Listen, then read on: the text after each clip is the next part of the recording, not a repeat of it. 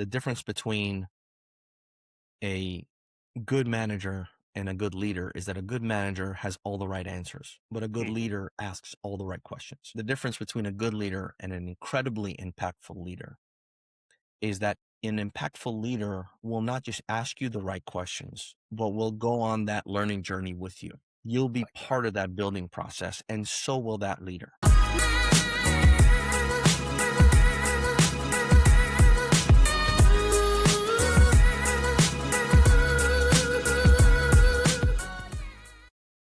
Welcome to another episode of the Grab Coffee with Me podcast, decaffeinated by Dalton Golf Solutions.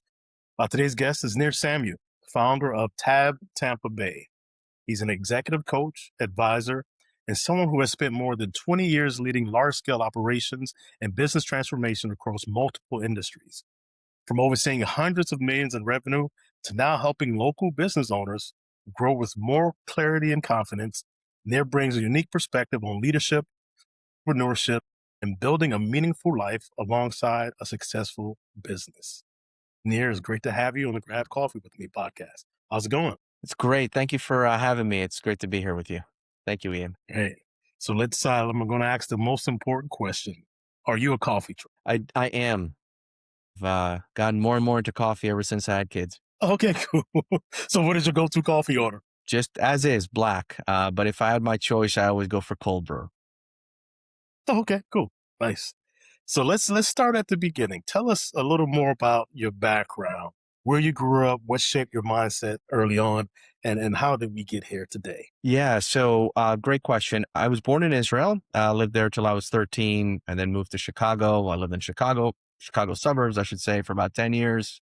From there to northern New Jersey, spent about 17 years there, and now in Tampa for 3.5 years. The mindset for me has always been around change. I've changed environments so many times in my life that it just, I think it made me who I am today. And it taught me a lot about resilience and what I can do and what people can do when they're thrown into an unfamiliar situation with very little support. So it's, I think that probably was the biggest impact on my life is all of those moves.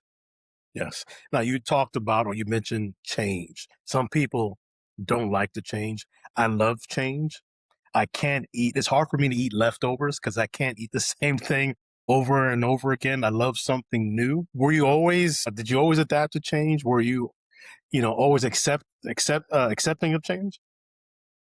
The short answer is no. Okay. It took a while. I mean, the first move, moving from Israel to the US was a big move, and I Yeah. was relatively young. So, I didn't want to move. I didn't want to leave everything I knew and everyone I knew and start over in a place that has a different language and a different culture. Mhm. But after a few years, I realized that, being able to do that doesn't mean that I have changed who I am as a person. It just means that I've gotten stronger because I know that I can still stay who I am in a new environment and be true to those values that I was raised with. So it was a very impactful lesson. And like most things in life, you don't plan them, they just happen. Yeah. So you don't plan where exactly your career is going to go. Sometimes you just get there. Mhm. And it was an important lesson to learn early on. Yeah. And that's a good point because often in business, change is inevitable. Accepting change, it's something that, as I mentioned before, some people have a hard time dealing with. Some companies, you know, don't, don't do a great job at changing. Thus, we don't see them around any longer. So when you said that word, it's like, okay, that's very important when it comes to business, entrepreneurship, and even leadership. But what are some of the biggest lessons you learned from family or mentors growing up that still impact how you lead and manage today? Yeah, I tell you, it's a very interesting question. I think the two that stand out in my mind the most are from my parents. So both my parents were in the military, so the lessons were often, short and punchy, and they kind of hit the mark real quick, but they're very deep if you think about them. So the one thing I learned from my mom was every big action starts small. And she was a big proponent of every morning when you wake up, you make your bed. It's the first thing you do before you do anything else, you make your bed. And the reasoning behind that is if you can't do the little things well, you're not going to do the big things well. So things like returning your shopping cart at the grocery store. My mom was big on that. It's like, it's a matter of courtesy, but you took the cart. You should Hmm. return it. If you Hmm. can't do that, you're not going to be able to do things that are far more complex because you're just unable to handle the smaller tasks that build up to it. The second lesson that to me is just as equally important is, and I think we just talked about that, is life isn't going to take you where you think it's going to take you. And I learned that from my dad. He said to me, look, I started my life thinking that I was going to do something. And it turns out that my purpose was totally different. And accepting that may be an outcome for you. You may not do what you always thought you were going to do. It's a hard lesson to learn and accept. But once you do accept it, you just become so much better at what it is that your true purpose is. Those lessons took a while to truly understand. Hmm. But once I embraced those lessons, I was very happy with the outcome, to say the least. Yeah, yeah. So you have to be thankful to your parents, and hopefully those who are listening to this podcast or watching this podcast can also learn from those lessons as well. I love it. You took the card, you put it back, where you got it from. And that just carries, like you mentioned, carries through life, and it carries through your corporate career as well, your business career. Now you have an incredible corporate career across manufacturing, logistics, and operations. Did you always see yourself going down that path? No, and that is Yeah. why my dad's lesson, kind of rings true for me to this Yeah. day. I had in my mind that I was going to study mathematics. I was going to be in the academia. I was going to do research. I was going to be a professor and maybe teach some classes, but really do a lot of research. And my life didn't take me that path at all. It took me to something totally different. And I'm actually very thankful for it because I still get to apply those same principles. So what drew me to math was I always had a knack for, breaking things down and trying to build them back up again. So when I was a kid, I get a new toy and I wouldn't, my first thought wasn't to, let's go see what this cool toy does. It's, hey, let's break it apart. Let's open it up. What's inside and Mm. how do we put it back together again? And that's really a lot of what I learned in, my studies. And I took that attitude to the corporate world, right? Any situation you run into, really try to understand what's driving it. And a lot of the times you'll find that if you're able to understand those root causes, you could build something back up that is a lot stronger than the original version you had. Yeah. Do me a favor and lift up that coffee cup. I like that coffee cup you have there. So Thank you. TAB, right? So TAB Tampa Bay, TAB. Talk to us about that. What does TAB stand for? Sure. So the alternative board is Hmm. what TAB stands for. We really focus on getting business owners back to their passion. It's really about how do we get back to what gets you out of bed every day? We all get caught up in, firefighting and the day to day, and we all want to constantly just focus on the next problem that we have to solve. And we forget that we're not chief problem solvers. We're chief team builders, right? So TAB takes together a group of roughly 4 to 8 small business owners that are like-minded and non-competing. We put them on a board where they meet monthly and we facilitate a meeting in which they hold each other accountable. They help solve each other's problems. Every member brings their issues, their challenges, their opportunities to the table and hears from the other members on the table. So rather than just hearing one person, one consultant give their perspective, one Hmm. person with their unique experience driving a solution, you now have up to 8 other opinions that can guide you as to what to do, what not to do, what works, what doesn't work, who to talk to. And I think letting go of the idea that you only have to solve things yourself is the biggest strength you can have. And that's why I like the TAB framework because it allows for that. So let's just back up a moment. Was there a moment in your career where you realized you wanted to move from corporate leadership into entrepreneurship and coaching to TAB Tampa Bay? Yeah. So when I started my corporate career, in the back of my mind, I always wanted to open my own business.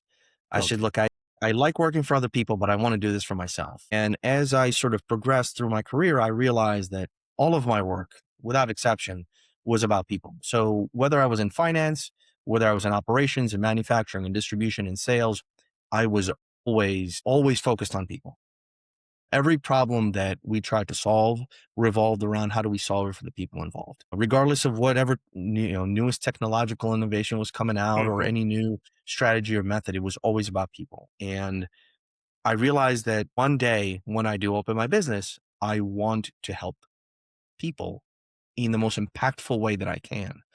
And as I interacted with more and more business leaders, I realized that it truly is lonely at the top. And when you are running your own company, when you've conquered that mountaintop, There's no one else up there with you. And I figured I could help those people who feel alone because they're not alone. And again, going back to the TAB framework, the only other person that can understand that mountain peak that you're on is someone who's conquered their own mountain peak. So there's not a lot of room up there for a lot of people, which is why you Mhm. have to talk to other people who have gone to the top of the mountain.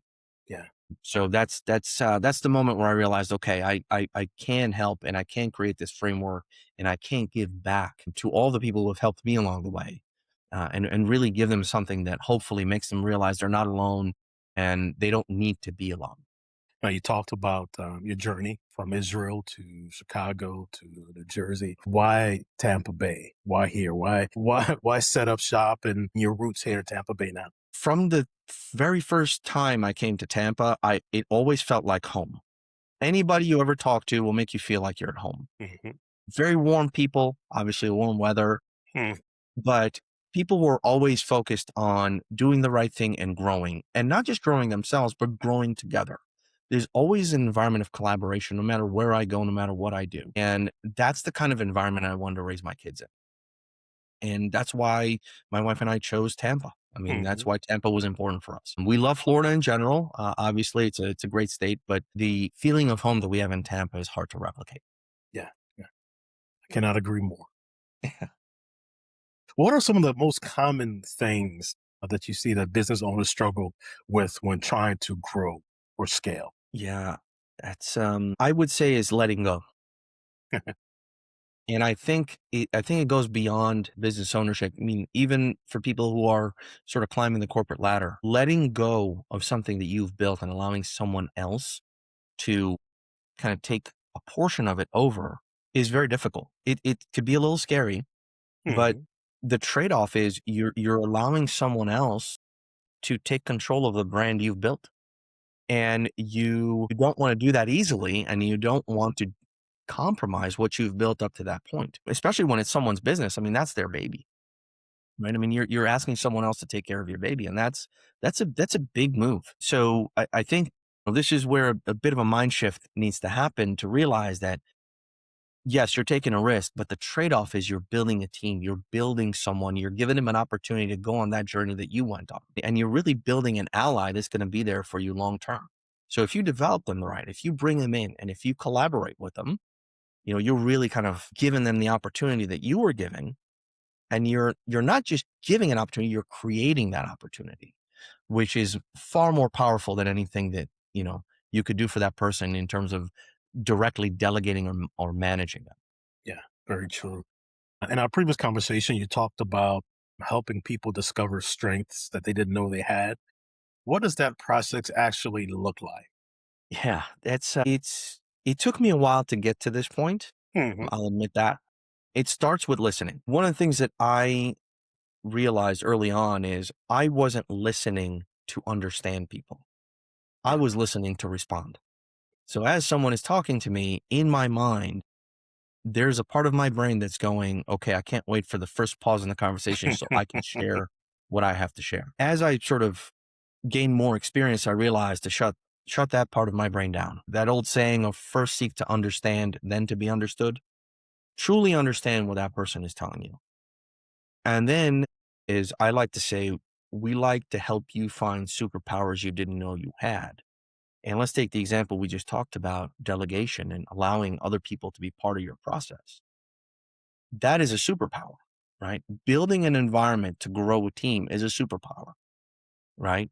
And you take that out of what your biggest fear is, right? You sort of throw away that kryptonite, right? It's not kryptonite. It's a power. Harness it, use it, and share it with others. And the more you share it with others, the more they're going to share their superpowers with you. I like that.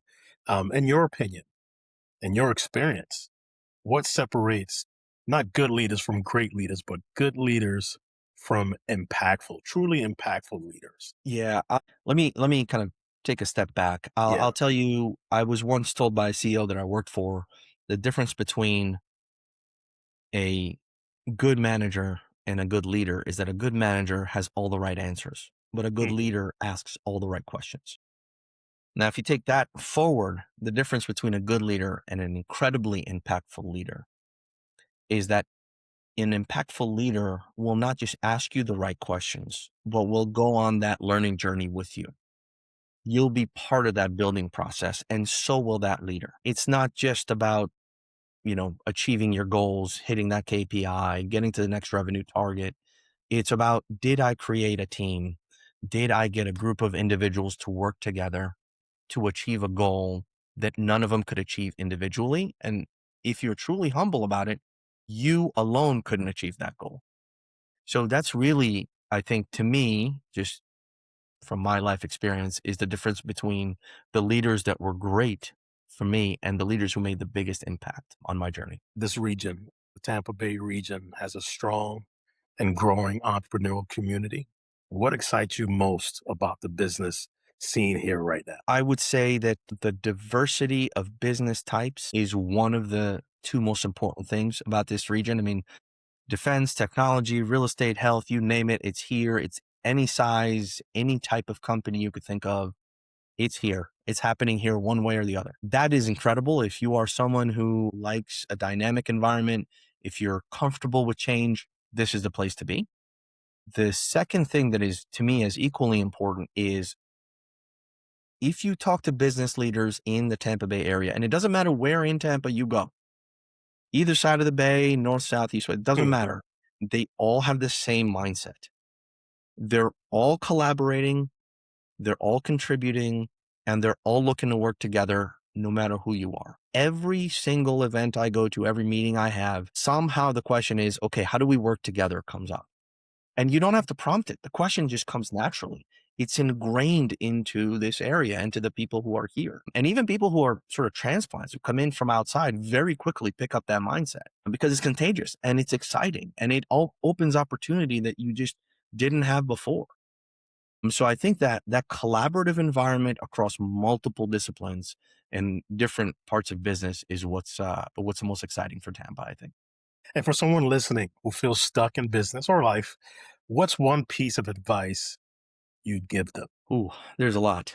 Just one Yeah, piece. I'll focus on one. I'll say that isolation is dangerous.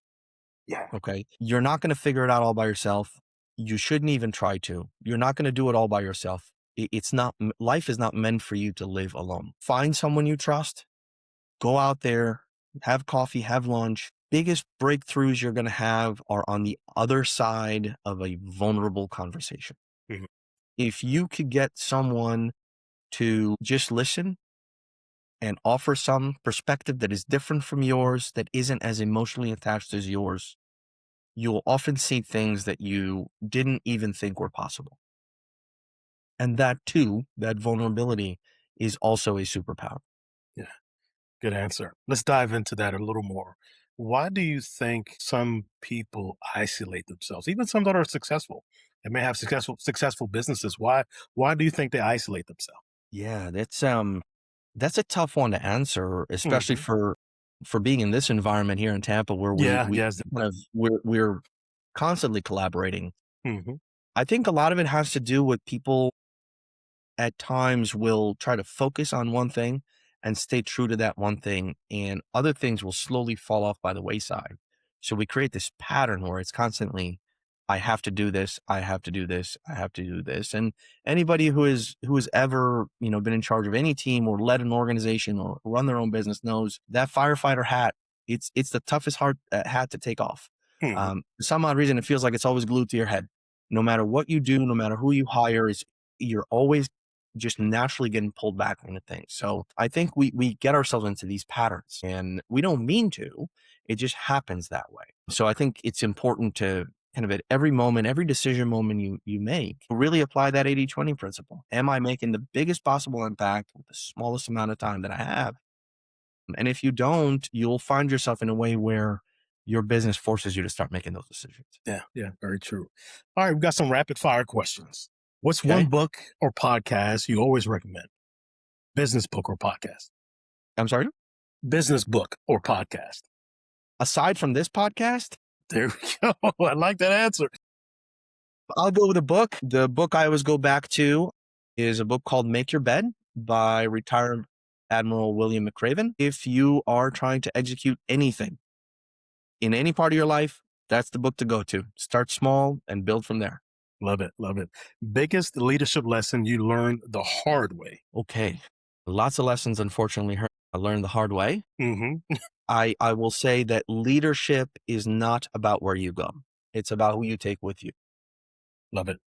One word that defines great entrepreneurship. One word. Faith. People who believe in something will make it happen.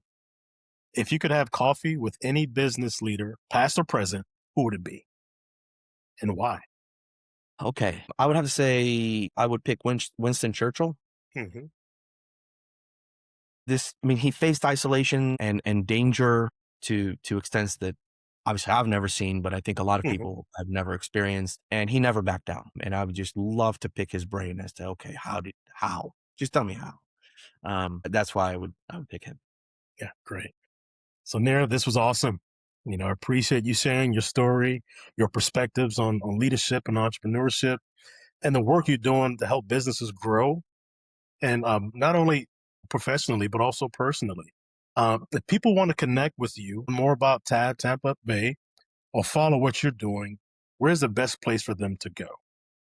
Sure. You could find me on Hmm. LinkedIn. Just look me up, Nir Samuel, or you Gotcha. could go on my website, nirsamuel.com, NIRSAMUEL.com. Cool. Easiest ways to find me. There we go. And everyone listening, thank you for grabbing coffee with us. We'll see you in the next episode of Grab Coffee with Me. Follow us on all major streaming platforms. Thanks again, there. Thank you, Ian. I really appreciate it. I appreciate it. Thank you.